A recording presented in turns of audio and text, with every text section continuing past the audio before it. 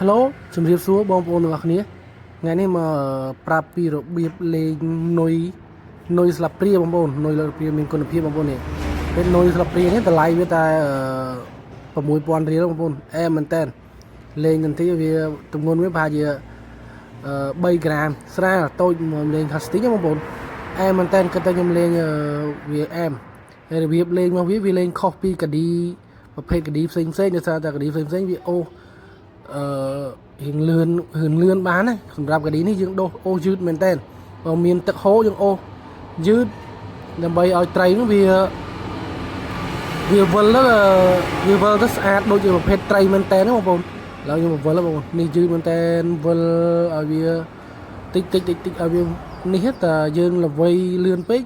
វាឡើងលើទឹកហើយអញ្ចឹងរបៀបលេងនុយស្លាបព្រាប្រភេទទូចនេះយើងលេង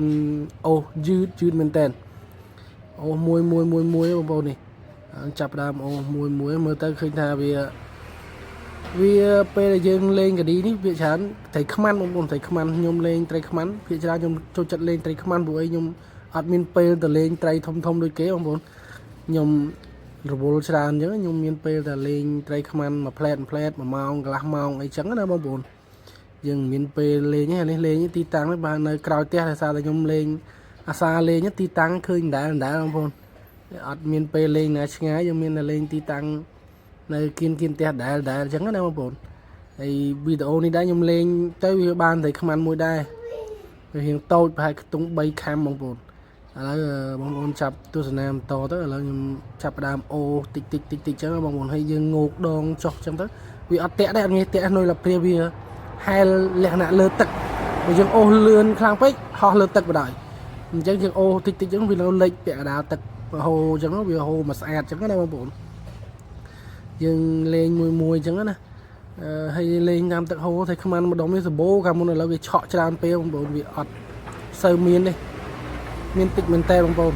វាជាប់ក៏វាងាយជាប់ដែរយើងកលាស់តិចអញ្ចឹងទៅវាអត់ជាប់ទេបងប្អូនអត់ងាយជាប់ទេយើងលេងនៅព្រាងាយជាប់ទេហើយយើងមកតិចឈប់ល្វីតិចឈប់អញ្ចឹងណាបងប្អូន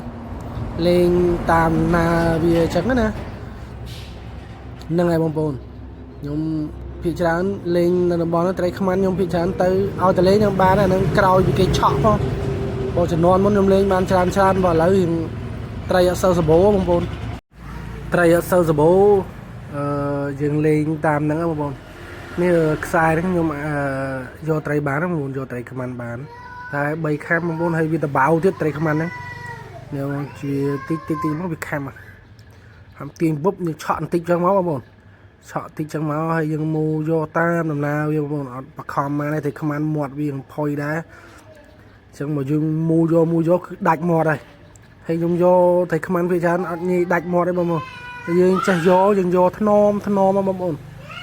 ជើពេលវាពងរើខ្លាំងយើងធ្វើអីវាយើងគ្រាន់ឲ្យដាក់ខ្សែតឹងបងប្អូនដាក់ខ្សែក៏ទៅកុំឲ្យធូរសោះខ្លាចរបូតដាក់តឹងហើយយើងមើលមាត់វាផងយើងមើលខ្លាចវាចូលរាក់ចូលអីចឹងណា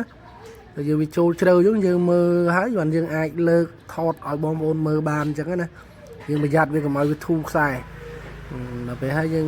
លើកវាមកឃើញវាចូលយើងជ្រៅដែរបងប្អូន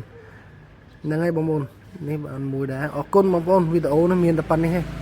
តែខ្មាន់ហ្នឹងវាមើលស្នាមដានខ្លួនវាគេឆក់បងប្អូនហើយឡើងសៅនេះវាសងល់ដែរអញ្ចឹងណាបងប្អូនស្នាមគេឆក់គេអីហ្នឹងជម្រាបលាបងប្អូនអរគុណ